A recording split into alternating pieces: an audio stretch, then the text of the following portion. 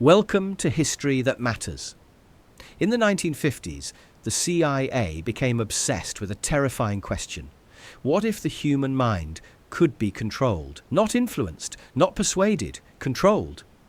This was not just a rumor from conspiracy forums. It became a real secret program called MKUltra, a CIA effort to study drugs, interrogation, behavior, memory, and the possibility of breaking or reshaping human thought. And the strange part is this: the truth is not the clean Hollywood version, where a scientist creates a perfect brainwashed assassin. The truth is messier, crueler, and in some ways worse. To understand MKUltra, you have to start with the Cold War. After World War II, American intelligence officials were terrified that the Soviet Union, China, or North Korea had discovered methods of brainwashing. Prisoners of war returned with stories of coercion, propaganda, and psychological pressure. To the CIA, the nightmare was simple. What if America's enemies could control minds before America could? So the agency began searching for tools that might unlock, weaken, confuse, or manipulate the human mind. In 1953, under CIA Director Allen Dulles, the program that became MKUltra was formally approved. It was run through the CIA's technical services staff, with Sidney Gottlieb becoming one of the central figures behind it. The experiments were not one single laboratory project. They spread through a web of sub-projects, front organizations, universities, hospitals, prisons, and researchers who were sometimes separated from the real sponsor of the work. The methods were disturbing. Researchers tested LSD and other drugs. They explored sensory deprivation, sleep disruption, hypnosis-adjacent ideas, and interrogation techniques. Some subjects knew they were part of experiments. Others did not. That is the part that makes MKUltra more than a weird Cold War research program. It crossed the line into non-consensual human experimentation. People were given drugs without understanding what was happening. Vulnerable subjects were used.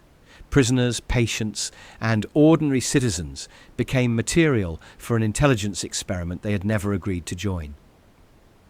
One of the most famous cases is Frank Olson, an army scientist who worked on biological warfare research. In 1953, Olson was secretly dosed with LSD during a CIA retreat.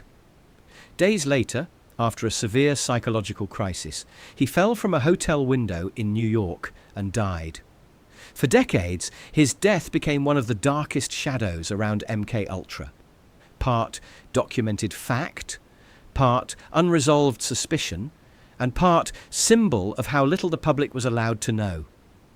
But here is where the myth and the reality split. MKUltra did not prove that the CIA could reliably program a person like a machine. LSD could disorient people. Isolation could damage them. Fear, sleep loss, and pressure could break judgment. But chaos is not control. A drugged or terrified person is not a precise weapon. A confused mind is not a programmable computer. The fantasy was that there might be a hidden switch inside the brain. Pull it, and a human being becomes obedient. The evidence pointed somewhere uglier and less useful. People could be harmed, broken, frightened, and manipulated, but not cleanly controlled in the way the agency imagined. Then came the cover-up. In 1973, CIA Director Richard Helms ordered MKUltra records destroyed. That meant later investigators were left with fragments, testimony, and surviving financial documents rather than a complete map of what happened. In the 1970s, after Watergate shook public trust, congressional investigations began digging into the intelligence agencies. The Church Committee and later Senate hearings exposed pieces of MKUltra to the public. What emerged was not a neat science fiction story. It was a picture of secret power, weak oversight, destroyed evidence, and human beings treated as disposable test equipment. That is why MKUltra still haunts American history.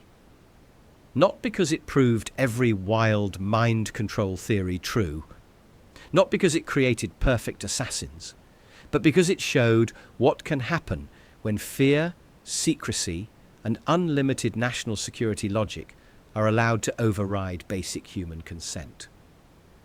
The real horror of MKUltra is not that the CIA mastered the human mind. The horror is that it tried. And for many of the people caught inside those experiments, that was already enough to change their lives forever. If you want more strange but true history, like this video and subscribe to History That Matters.